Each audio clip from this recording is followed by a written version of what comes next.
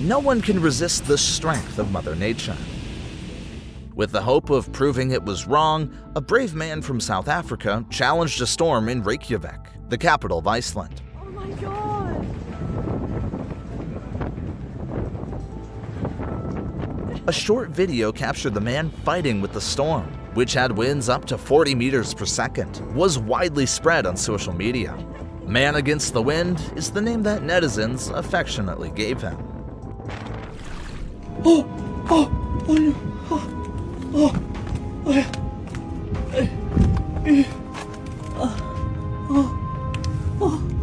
Hello, my little squishy. New Zealand is a beautiful and proud country with stunning landscapes.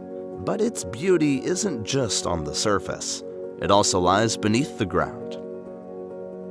In Waitomo district, you'll find impressive limestone caves, home to thousands of glowing glowworms, creating a surreal scene.